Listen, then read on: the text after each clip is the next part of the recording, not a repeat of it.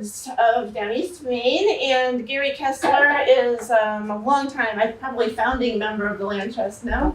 Not quite. He's been in the Land Trust for a long time, and he is a really well-respected nature photographer. He doesn't just take pictures of birds, he has butterfly pictures, wildflower pictures, you name it. He's just a great photographer, and we were very lucky to have him today speaking to us about his adventures in Maine. So, take it away, Garry. I'm kind of a natural history buff. I'm not trained or anything. It's just something I've always enjoyed. And I like to get out. I like photography, as Janet was saying, primarily because it gets me out all times of the year, including now. For example, this winter, there are birds that we see in the wintertime that we don't see any other time of year. Sometimes they come down from the north, sometimes they don't. This year happens to be a year when some of them have come down. So I go out at all times. But this is a much better time of year to be going out and looking at things. This is midsummer, and certainly a better time for going up into Maine. I like photography not just because it gets me out, but also because it allows me to take pictures of things that I can then look at later. And sometimes I can see things that I can't see when you're in the field because things are moving too fast, or you just can't get that level of detail. This is the area of Maine that we're going to be talking about. And to give you an idea, orient you, I get organized here. So our harbor, you may know of, is a national park down here, Bangor. Eastport is the easternmost place as I understand it. And so we're going to be traveling around in this area, including up here behind the screen. So to come from Westborough way down here, we actually come up through Bangor and we come across through Bennington, and we make a stop in this place called Du Bois. We get our nights basically in Machias while we're there. But in Du Bois, it's the self-proclaimed blueberry capital of the world. And it is literally miles and miles of blueberries. There's a formation in this area which is called the sand plain. And I can't tell you a lot about the geography. Maybe one of those college professors here will tell you about geology later, about sand plains. But it's kind of like going to the beach, except you're not at the ocean. It's just miles of sand. And on that, they're growing commercial bluebirds. And in some of those fields, we have nesting upland sandpipers, which is why we stop on the way. And as you can see, they come to raise their young. Lots of insects in the organic fields. Most of the fields are not organic, but some of them are. And we find these guys. And I have a suspicion I should try focusing a little bit. Let's just see.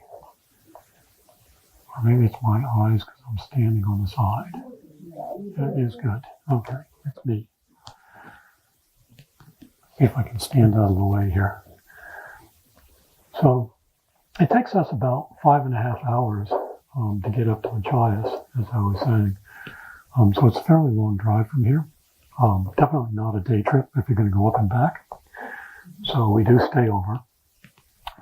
The next morning tends to be bright and early because we're going to drive all the way up to this place that you can't see here called Topsfield. And in Topsfield is a large area which is basically a logging area. You're far enough up that a lot of this is basically commercial logging in northern Maine at this point.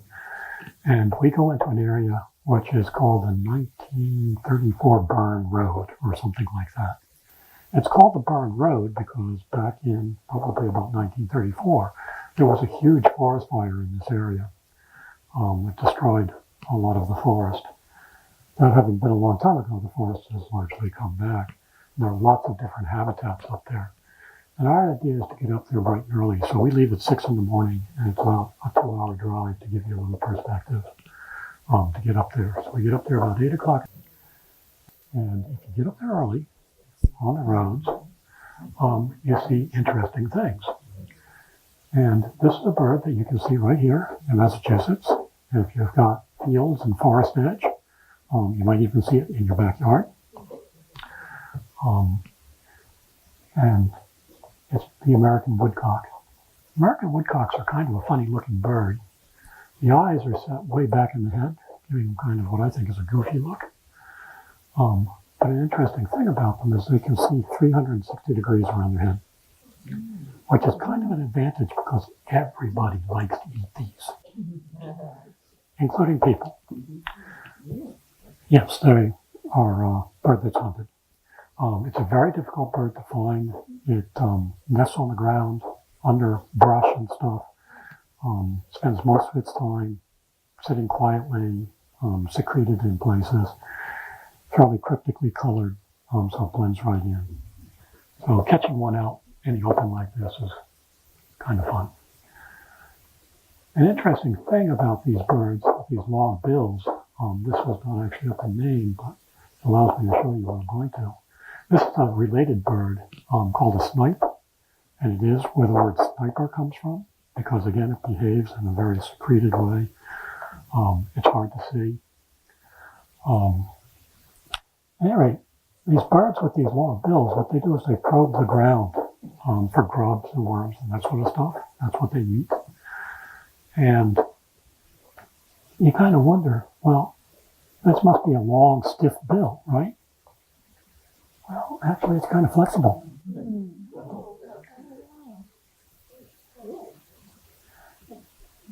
There's a little triangular bone right here at the base of the bill. The muscle is attached to the top of the triangle, which pushes the bottom out, which pushes against the long bone in the bill, which causes this to open up. So I think that would be prehensile, if I got that right. But we'll just stick with, they're flexible. Back to our grouse. Here what we have is a spruce grouse, which is one of the reasons that we go up to this burn area to find these. This particular female, mostly what we see is females and males at this time of year. It's pretty unusual to see one. We did see one once, but we see lots of females with chicks. This female, in fact, you see this is a little puppy here underneath the chin. She's actually calling. And what she's doing is she's warning both me and her chicks, who are hiding over here somewhere, that I'm probably kind of close enough and the chicks should stay in grass. But these spruce grouse, they're not very shy. She stayed out there on the road. I was fairly close. After a few seconds, she settled down. It's really quite different than the behavior of our ruffed grouse. This is a ruffed grouse exhibiting the same behavior. She again has chicks in the tall grass, but you can see she's making a much bigger fuss and display to get my attention. And I'm nowhere close to her. In fact, I'm farther away than this room is long to that bird. She looks a little bit different than the spruce grouse, kind of this muted gray and black stripy breast, big black bar on the tail. Here we are back. This is our spruce grouse. You can see she's no longer bothered at all because I haven't moved, so she's not calling. In fact, what she's doing is she's going back to foraging. This is July 4th weekend, sort of the middle of the summer, and she's hunting for the elusive, tasty wild strawberry. They really like strawberries at this time of year, and there's a lot of them around. As you can see, not really bothered at all. And in fact, because she was on the side of the road, we kind of had to show her away so that I could continue driving down the road and stuff. She would have stayed there. Another bird that we go looking for up there is the black-backed woodpecker. They nest in this burn area, in part because they like burned trees that are recovering, because burned trees have been damaged. Damaged trees have insects. Insects means lots of food for their chicks, which is why they nest in the area. This is a female. She's a three-toed woodpecker. Most birds are four-toed. Most birds have 3 toes in front. You have 5 toes in front. Birds have 3 in front, 1 in back. Right? She has 2 in front, 1 in back. Here's the male. Got this little yellow spot on the forehead. A little different than our downy woodpeckers with the red spot on the back. Our downy woodpeckers are 4-toed. But unlike most birds, they have 2 toes facing forward and 2 toes facing back, which really makes it good for gripping on the sides of trees like this. There are lots of other birds up there as well. A number of these birds will move through during migration. These are mostly warblers, some flycatchers like this yellow-breasted flycatcher, lots of black-throated green warblers, magnolia warblers, Blackburnian, chestnut-sided. American redstarts nest right here in Westborough, over in the wildlife management area. And Canada warbler. A bunch of these birds, some of them will stay in this area. Most of them go farther north up into this area of Maine and nest in Maine. And so we only see them for a little bit during the spring and the fall as they're moving through our area. A bunch of these, as I say, they nest up north, but they spend their winters down in the Caribbean or Central and South America. So these little birds are long-distance migrants. You know, if you're going to go to Maine, you're going to see one of these, right? This is a young bull. We kind of startled him as we came along the trail. He took a good look at us, turned his rear on us, and decided that he'd had enough of us. And that was it. We also have these guys. I've been told that if you know where to look, you might find one in Massachusetts. This is not the thing that infests our town, which are cottontails. They're actually European cottontails, not American cottontails. But this thing has a much bigger foot, much bigger ears, and it's a snowshoe hare. We were quite happy not to see one of these on the trail, but there are lots of these in Massachusetts as well. One of the areas that I like back in the Barren area is an area called Big Bog, which is an inland bog. I'm kind of fond of bogs. They have a lot of unique plants and animals in them. They're kind of interesting places. One of the showier flowers is this orchid, which is a rose begonia. Orchids of this type, these are some of the, quote, more common bog orchids, which aren't really common at all, particularly given that we've tended to drain and fill a lot of the bogs. So that kind of cuts down on habitat.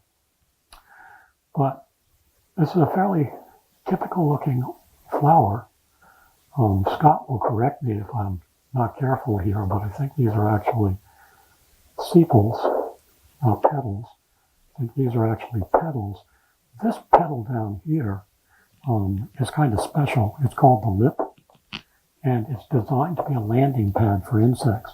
And so often it has bright colors which will attract the insect and stuff. And sometimes it has nice little traction things like this one does to make it easier to grasp onto and stuff.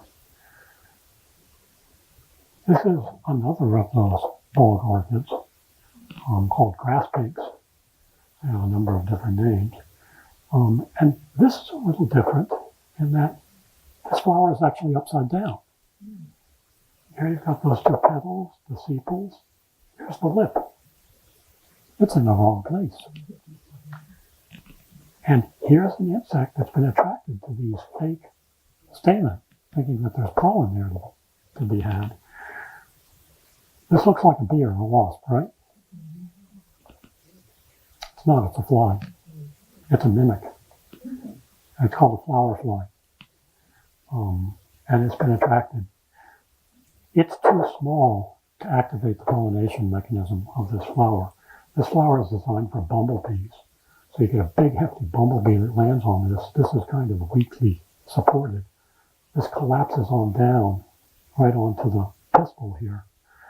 if there's pollen on the back of that bumblebee, it's going to pollinate this. And some of these flowers, they have pollen sacs, which then get attached to the back of the side of the bee that get carried off to the next flower. But only something as big as a bumblebee can do that. Another bog specialist, an animal, if you will. We do have these down in Massachusetts. They grow in cranberry bogs, but only wild cranberries, not cultivated cranberries. It's called a bog hopper. It's obviously a little butterfly. It's got a little butterfly antenna with clubs on the end. This butterfly is about a half an inch in size. It's about a half an inch. So, and there's a few plants, but primarily, and certainly in Massachusetts, it's basically, I think, an obligate to cranberries. It's only hosted on the cranberries around here. So you have to go to a cranberry bog to see it. There are other butterflies up there. Some of these are more common as you go north. Massachusetts is an interesting place. I guess climatologically, we're sort of in a transition zone between more southern plants and animals and more northern plants and animals. I'll get a little bit of both in the overlap. As you go farther north, you see more of the northern ones. We have a crescent called a pearl crescent, but this is a northern crescent. They look almost identical and stuff. But there are lots of these up north. There's debates on whether or not they're even in Massachusetts. Harris checker spot, they're in decline in Massachusetts. There are a few places I know of where you can look for them. Last year, actually, we didn't happen to see them. We weren't that lucky. They're that rare. Up there, you see them by the hundreds. They just park at the ground. The Canadian tiger swallowtail, I'm not going to bore you with the distinctions between the eastern tiger swallowtail that we have here in eastern Massachusetts and this guy, but again, it's a more northern species. White admirals, tend to see white admirals more as you go north. We have something called a red-spotted purple. Red-spotted purple looks very much like this, but doesn't have this white band. Interestingly enough, red-spotted purples, which we have, and the white admirals up north, are one species of butterfly. They don't really understand why it is that there's this sort of geographic change in what they look like. And I think it's primarily DNA research that's recently sort of demonstrated. We thought there were two different species until fairly recently. American ladies are all over the place. We have them, they have them. It's a fairly common showy butterfly. Now, I don't want you to think that as you go farther north in Maine, you're out in the middle of nowhere. But if you need services, they are available. And when you stop for services, you see something that is a little bit different. I had never seen one of these. I think they're actually a Eurasian bird related to pheasants. And I've been told that they get released for hunting. It's called a chucker.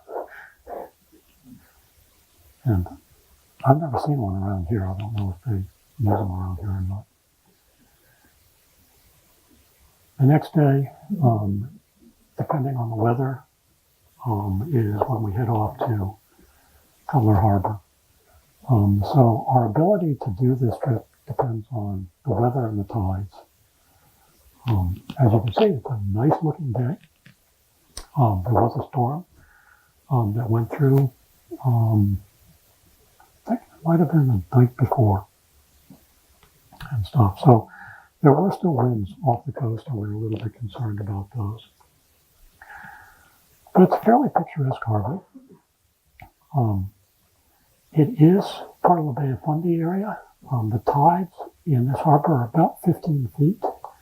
This is not low tide. High tide is obviously up here. This plank walk here is completely floating at high tide. Because of the way that the captain likes to run the trips, typically we leave at the lower end of the tides if the time of week works out, as is the case here. And we typically return when the tides are higher. So we have to use a little skiff, which is basically a rowboat with an outboard, to get out to the boat that we're going to use to get out to the island. So we'll walk on down to the beach and we do that. But when we come back, we can step right off the boat onto this and walk right up to the parking lot.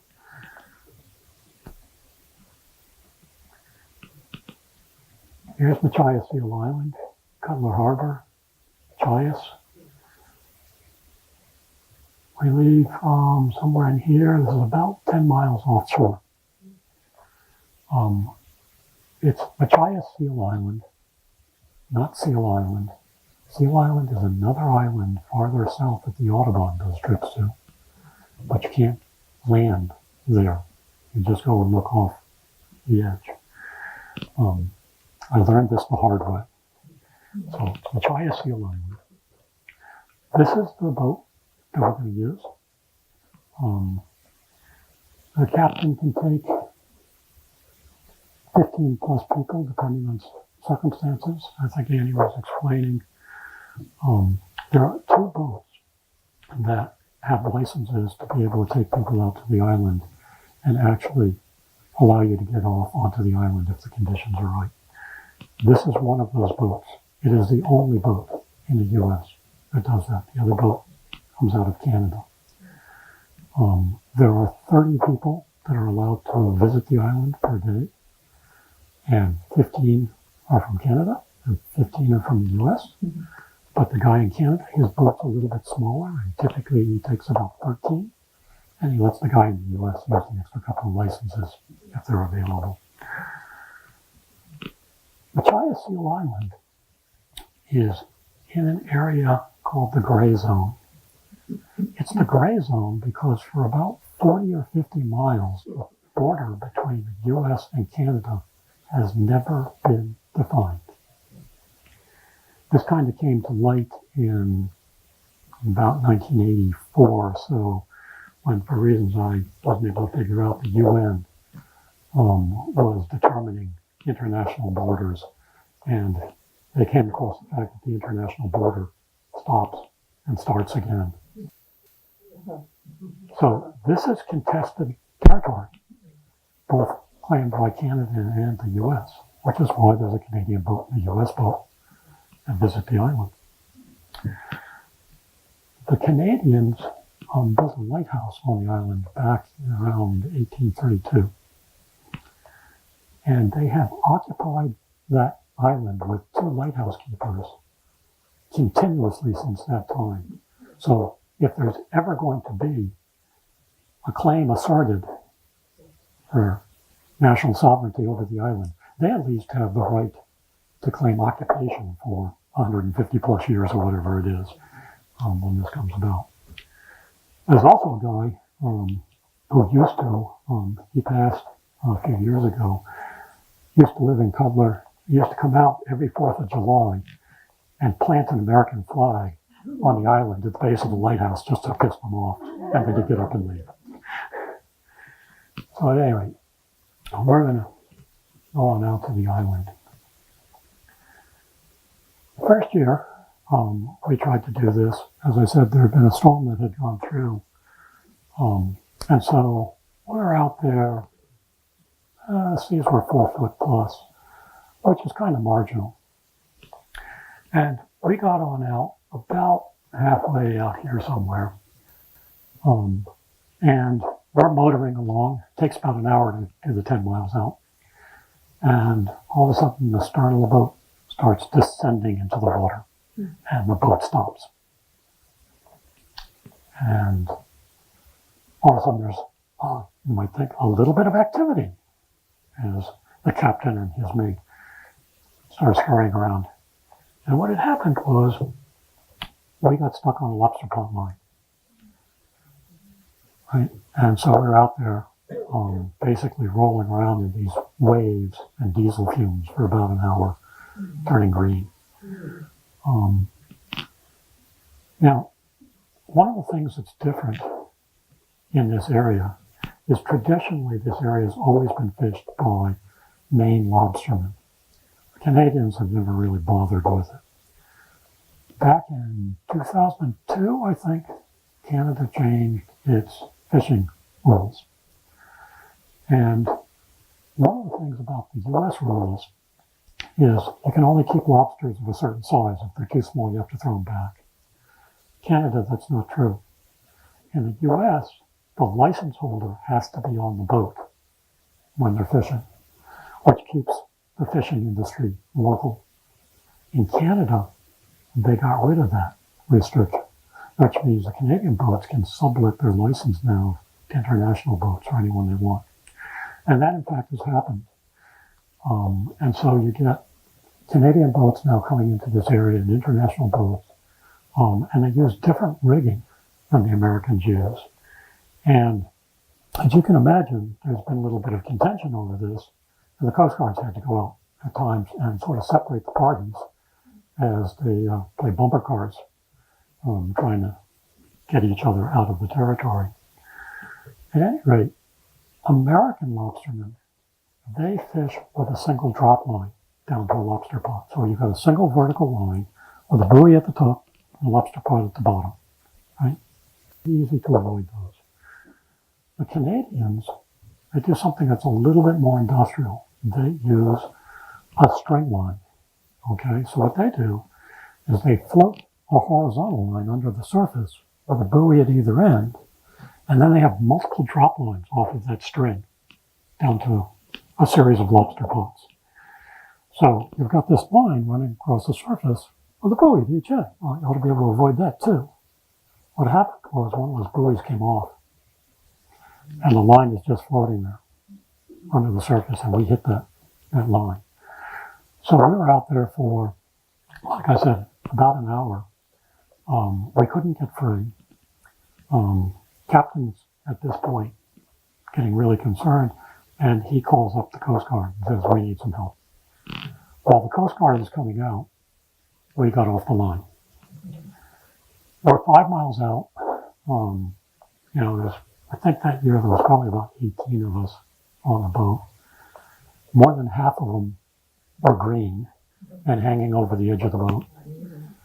And the captain kind of looked at things and looked at the 4-foot waves and stuff and said, and we had this little window in time when the winds might be low enough that we could land and stuff. And he said, we need to go back to land. You people need to get on solid land. So the only bird that we actually saw, because you'll only see birds in the harbor, you don't see any birds on the open ocean until you get to the island, was this black guillemot, which is in fact an alcid. We saw one in the harbor. We did not see puffins that year. The next year, we went back. We did many of the same things. Again, there was a storm, but it was a little bit, I think it was a day or day and a half before, so there were still winds offshore. Seas were about 4 to 6 feet. I'll try moving this a little bit. You guys still hear me okay? Okay. And we got on out there. Now, the island is basically 20 acres of rock, right? Broken rock on the shore and stuff like that. And there is a landing ramp, which is a concrete sloping ramp with sort of a pipe handrail to it. And the bottom of that ramp is covered in seaweed. When we got out there, the seas were generally about 3 to 4 feet, which is maybe okay, because you're going to get off the boat again into a skiff in these seas doing this. So you're going to get off this boat up here, down into this rowboat down here, right? And you're going to get taken on in to this sloping piece of concrete with seaweed on it. And while you're getting off that little rowboat, the rowboat's doing this in the waves, right? So the captain, he kind of looks at us landlubbers, and he looks at the waves, and he goes, I think I'm going to take a closer look in and see how it looks. And we're watching as he goes in, you can see the boat, doing this, he's up against the rocks and stuff. If you time it, you're careful, we can probably do this. And then a 6-foot wave comes in. And you go, we're not doing this. And yeah, he came back and said, you know, I haven't lost one of you guys yet in all the years I've done it, and I'm not going to lose one today either. So we did not land on the island that year. And I must have hit my button. July 4th weekend. Something to know about him. So it's Bold Coast Charters. If you want to go up there, you give him a call about this time of year because it fills up. And he does not run on what turns out to be the July 4th holiday, whenever it is, because he's the grand marshal for the parade in Cutler. And they run a whole bunch of the summer. Much of the summer is a good time to go up and see. This particular time is when the chicks are down in the burrows and they're feeding the chicks, so the parents are going out to sea and coming back with fish and stuff. Anyway, when you go out on the skiff, you get really good close views of the birds on the water, much closer than you're going to get on the tour boat that takes you out. And that's what this is. There's more than just puffins there. There are these birds, which is another alcid called the razorbill. There are the common murres, also an alcid. Fairly unusual here by the fish pen are these two northern gannets. Northern gannets aren't commonly found on the island, but there were actually two pairs there that year. And what you see here is sort of courtship behavior. And they would steal nesting material. They're sitting on a bunch of nesting material that they've gathered. They'd steal nesting material from each other and stuff. And as I understood it, this wasn't exactly nesting season for them either. So wasn't exactly sure. Here you can see, as I said, the puffins going back and forth. They're carrying sand lances, which is a long, skinny fish. Maybe as a consolation prize, because I since learned Captain doesn't always go by this, there's a separate piece of Machias Seal Island, which is, I think, tidal, because you can see it's all covered with seaweed. And the seal hollow point for gray seals. And we went on by that on the way back that year. Okay, gluttons for punishment, not to be deterred by 2 years of not getting onto the island. We went back again last year. This is the Little River Lighthouse, which is on an island in the mouth of the Little River, which is where Cutler Harbor is. It's kind of a scenic spot, but this is one of the last iron lighthouses along the North Atlantic coast. It's built out of iron plates. And if you have a mind, they do overnight accommodations here. I would suggest you bring your own provisions. It's a long swim to the market. This is the Canadian lighthouse on Machias Seal Island. Here's that ramp I was telling you about. Yeah, everything's got 15 feet of seaweed. And there's that little guardrail.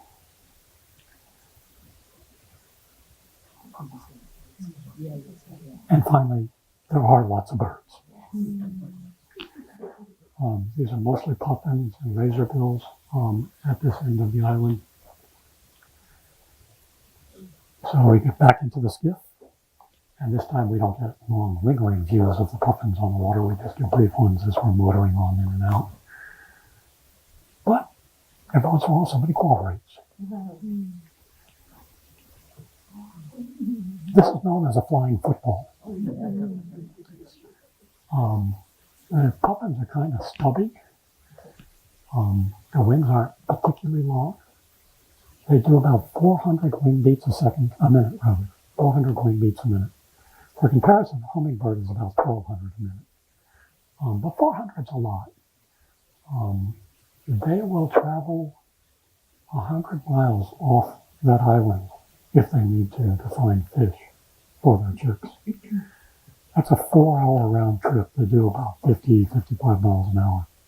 So they're usually pretty good flyers, but they do look kind of goofy.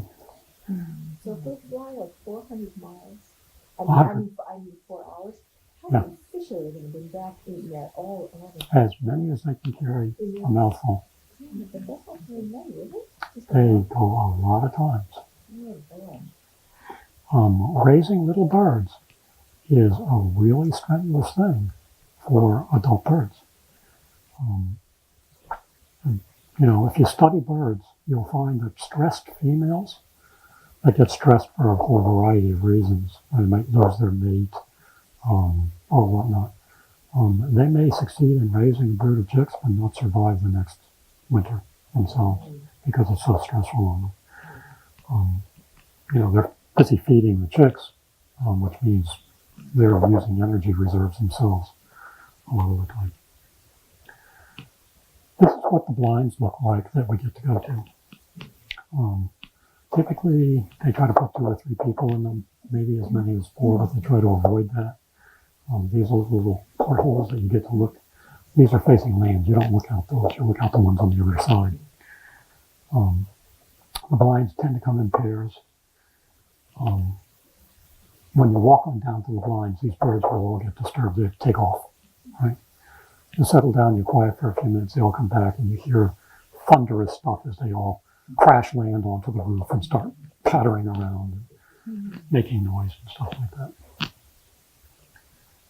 This was our view out the blind.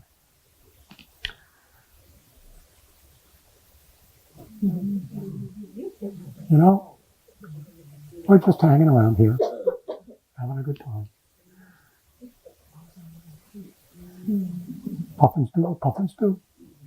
Time goes pretty quickly as you're watching these things. I mean, we were out there for about an hour, but we have no idea as that time passed. You know, puffins come, puffins go. They will walk right up to the windows and looking at you. I mean, literally, they're that close. But you want to keep your fingers inside. As somebody was noting, these are real sharp, and so is this. And stuff. Yeah, having a good time here. So, these guys, they mate for life, as far as we know.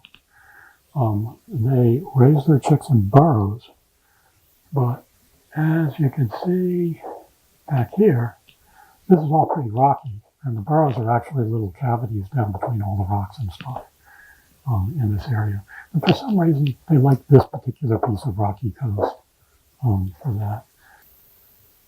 The male, they both participate in raising a single chick, typically in a season. The male does a little bit more of the guard duty outside the nest hole.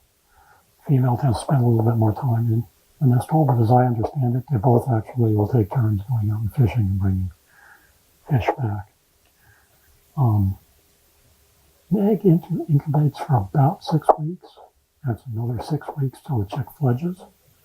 So that's a pretty long season when these birds are basically feeding this thing or caring for it. When the chick finally fledges, they do so at night on their own. They basically come out of the burrow, they go down to the sea, and they swim off.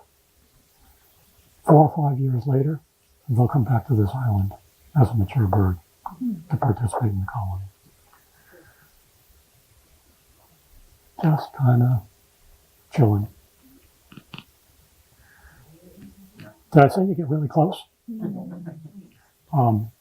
Mr. Shumway, sitting in the corner over there trying to be really nice, had gone up to the island a number of years ago. And he came back, and at that time I was taking pictures of butterflies with a close-up lens. And he came back and said, "You need to go up there. You can take pictures of these birds with your close-up lens." He was right. The lens that I tended to use for anybody that wants that kind of information was a 100-400 zoom lens. The reason for that is it gives you a fair amount of flexibility. It seemed to me that the ideal length was about 200 millimeters. But if you want to take pictures of the area, like that one of the birds all across the rocks, you need a wide angle lens to do that. You can't do that all the time. telephoto. So,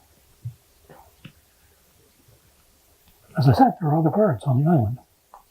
These are the razorbills. They also go out and bring back fish.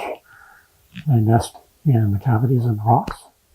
Again, tends to be a single chick, mated for life. Incubation period's a little shorter, maybe around 4 weeks.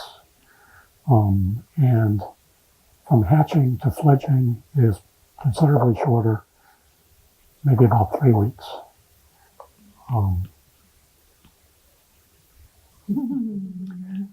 Really bright yellow. Little bonding activity. We really do like each other.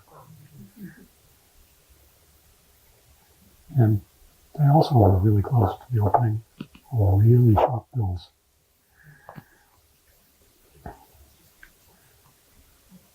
Here in Massachusetts, we have a number of different kinds of terns. The tern that we mostly have, and terns are under a lot of pressure because we like the beaches, they nest on the beaches, we're not real compatible. They are also ground nesters, but they nest not in the cavities, they nest in the open. On the island, there's a grassy area by the lighthouse, and they like to nest, along the beaches and the sand dunes and grasses and stuff like that. So their nests are really exposed to predation. Anyway, the common tern in Massachusetts is the common tern. These are Arctic terns, and the visual difference between the two is almost imperceptible. But nevertheless, what there is a large colony of Arctic terns, thousands of Arctic terns nesting on this 20-acre rock there. And here you see they tend to come back with a single sand lance, unlike the alcids which come back with a mouthful. I have once seen one come back with 2 sand lances. I don't know how it did that. So here they are. These birds have a much quicker cycle. Trying to sort of remember, I don't know if Scott remembers, but I think incubation is about 3 weeks and hatching is maybe a little less, to fledging rather. They also are thought to mate for life. It's a very long-lived bird, anywhere between 15 to 30 years. They will come back to the same island year after year as a nesting colony. This is a long-distance migrant. Arctic tern migrates from pole to pole each year. It only experiences summer. This is an idea I find has increasing appeal. There are Arctic terns that are thought to have the longest migration of any animal, 50,000 miles. Again, there are other birds. Spotted sandpipers you can find around the mudflats around here. As I said, it is an area which is a hot spot for hunters. These falcons, generally you only see one out there at a time, but it's pretty common to see one out there. Again, it's 10 miles offshore. This bird has flown 10 miles to come specifically here because there is this huge, tasty buffet just laid out for it. Not all the raptors will make it out there. For example, I don't think you'll find a redtail out there. It's not as good a flyer as the falcon is. So this guy will come out. They don't necessarily stay. They do go back and forth. And this is our 4th alcid. There aren't that many alcids in the bird family in North America. Seeing 4 of them in a day is pretty good.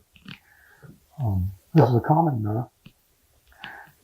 They don't tend to be up where the puffins and razorbills are. They tend to be on a different piece of the rocky edge of the island. And we basically see them as we leave the island, and he sort of motors around so that you get a look at the rest of the island, and in particular at this colony. And in among them are a few of these guys with these interesting markings around their eyes. They're called bridle mirrors. they're just common mirrors. It's just a, plumage mutation. But the interesting thing about this mutation is it's somewhat of a geographic anomaly. There are lots of these birds that look like this around Iceland. And you might not think it, but we're not that far from Iceland. Right, so we get a few of them. But as you get farther and farther away from Iceland, you see fewer and fewer of this mutation. So, having not quite exhausted ourselves with birding for the last few days, we've done some land birds, we've done some seabirds. We're now going to do some sightseeing over here in Quebec. Quebec, yeah, go to Maine, you have to do one of these, right? This is one of the most photographed lighthouses on the East Coast. The one at Quoddy Head. There are nice trails there that go along the coast, nice misty, rocky shores. It is misty there more often than not, it seems, at least when we go there. There's a nice ambience. The trails also go through the forest, and we do have a few little birds in the forest. This red-breasted nuthatch, it's a little different than our white-breasted nuthatch. We do get these in Massachusetts. In fact, we seem to be getting more of them in more recent years. But they tended to be more up north, came down in the wintertime. Now we're finding them in certain places, maybe even all year round. But we think of it as a boreal northern bird. So the woods there are just loaded with black-throated greens. The interesting thing about the black-throated greens in the woods at Quoddy Head is they seem to have their own song dialect. They actually don't sound quite like the black-throated greens that you typically hear. They sound a little bit more like another warbler. And when we first heard them, we went around looking for the black-throated blues in the woods and couldn't find them. So finally we saw one of these guys singing and realized it was them. But for years, some of the birders would go up there and they'd hear this and they'd go, oh, they're black-throated blues. It's the black-throated greens. Also along the coast are these Crowberry Bogs. Crowberry Bogs are a lot like our cranberry bogs, except they have crowberry instead of cranberry. Looks kind of like the same thing, but it's not the same kind of plant at all. This is a heath. And it produces berries that are similar in configuration and size to cranberries, except they're much darker. They're a really dark blue, almost like a black. And they are used in preserves and stuff like that. At any rate, there are interesting plants, as I said, in bogs. A showy rhododendron-like plant, a bar, shows up.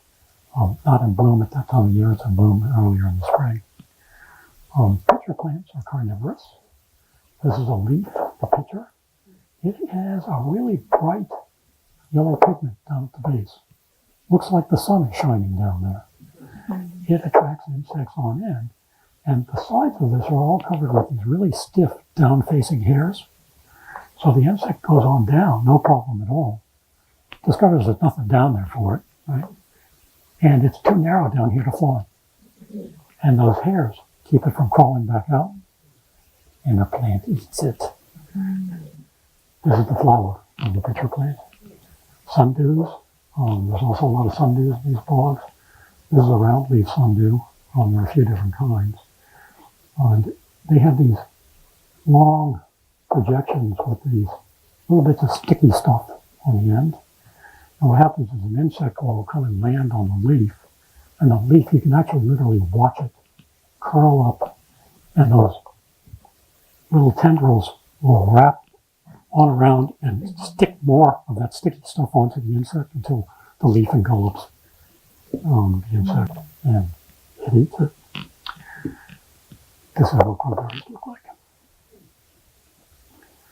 And the reason the crowberries are interesting, and one of the reasons that we've been looking in these bogs for a few years, was to find this. This little butterfly is a little bigger than a half inch, but I didn't actually look up to see how big it is. It's still fairly small.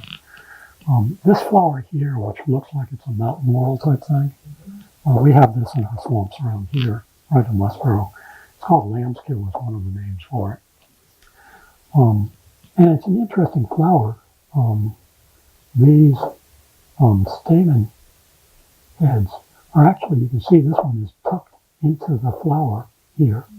The little openings, and it's tucked in, and they're sort of spring-loaded. And the idea is that a bee will come along and use the pistil as a landing pad. And when it does that, it jiggles the whole flower. And all these things come flying out, and they flap the insect with pollen.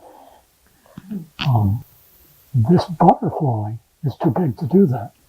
So it's landed elsewhere, and it's reached in with its proboscis, and it's stealing nectar. Stealing nectar is when you take the nectar without participating in the pollination process. One of the other things that you can do, bring your passport. If you're going to do this, this is not in the U.S., so you can go over to Campobello Island. Campobello Island is well known because it's where the Roosevelt compound was. The President of the United States used to like to spend a great deal of his time, not in the U.S., but in Canada, on Campobello Island. And one of the things you do is you go over and you see the compound over there, where they still have some of his stuff. They have a separate party house, which they call the Hutchinson Cottage. Believe me, it ain't no cottage. It has this elliptical picture window. And as you look on out here, as Mr. Shumway correctly informed me, these are salmon pens for raising farm-raised salmon. And of course, if you're going to go to Canada, you have to look for a lighthouse, right? This is actually a very well-known lighthouse. It's out at the end of the Bay of Fundy. And I recall the tides here are 15, 16 feet. This is all sharp rocks covered in seaweed. If you want to see this lighthouse, you have to time your visit. Because even to walk to where I'm standing, you have to walk across an area that looks like this. You can only do it at low tide. If the tide is flowing across those rocks, even just several inches, the rip current from the tide moving is strong enough to take you off your feet and stuff. They won't let you out there. So when the tide is up, this is an island, as you can see. But if you want to take a picture of it when it's an island, you can be out there for a long time.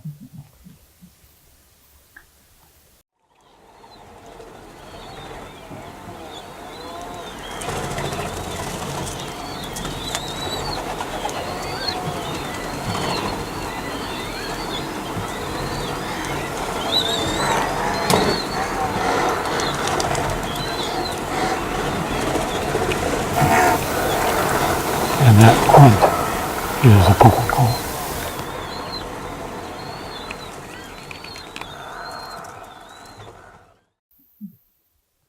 Are there any questions? You noticed that the puffins have very sharp little talons sticking out off the web part, and I'm just wondering, is that helping climb on the rocks, or? In less rocky areas, they actually dig burrows. So it may do with that. It's rare. I've asked them, but they won't tell me. I'm sorry, I'm not seeing this book. Yeah, so I never knew that they had those times. There's another island that has a puffin can. Have you ever seen that? I think there's actually a few of them around the world at this point. I probably haven't seen the one that you're It's pretty good. I haven't looked at it in the last couple of years, but before, you could catch it on a good day and like walk by the camera and in and out. You can see the burrows and feeding the chicks and everything. Chris? Who manages Campobello Island? Park Service or someone else, Canadian equivalent? Canadian Park Service, except for the compound, which I think is actually still managed by the U.S. Park Service. So when you go up to make a reservation, you just get the one day, or do you get a window that you would go? So if you want to go out to the island, you make a reservation for 1 day. And you need to hope that the weather is good, stuff like that. He's got a bunch of stuff online. You know, if you Google Bold Coast Charter, you'll find his website. Bold, B-O-L-D. BOLD. He's the only one who's allowed to. He's the only one that's allowed to land people on that island from the U.S. And, you know, if you go up into that area, there's a few places to stay in Machias. Machias is a fairly small town. You know, they do have a supermarket. There are a couple of restaurants, places where you can get breakfast and that sort of thing. There are a number of places that you can stay, so it's pretty easy to find, you know, a place that you can spend the night. To go up into Topsfield, that's a little different. There is actually a woman who does do guiding into that area that we were in. And I did notice that she is doing a walk sometime in late May, in fact, in this year. So I know she's still taking people in and stuff. So, you know, if anyone's interested, you can find me by email. You can probably, you know, if you don't know my email address, you can get it from Janet through the WCLT website. I was just wondering if you could send me sort of all this information and I could put it up maybe on WCLT's Facebook page and on the meetup. Yeah, I can probably do that.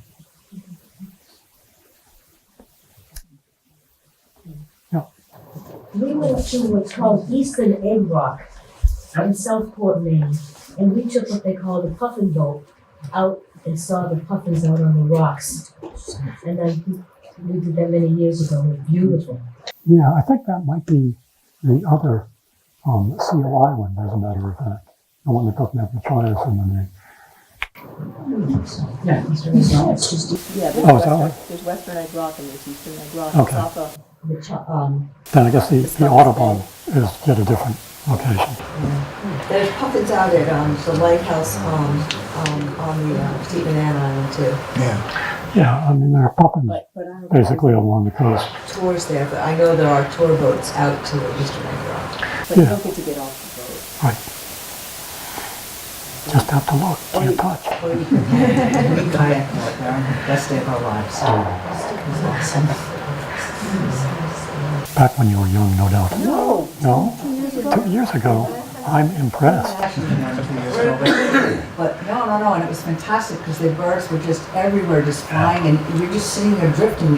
You could get this close to the edge. Yeah. They didn't come near us And though. the thing about a kayak is they're really much less concerned with you in a kayak as That's well. right.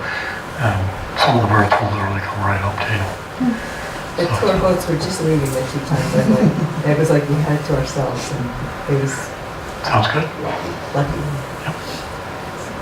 Anything else? Thank you.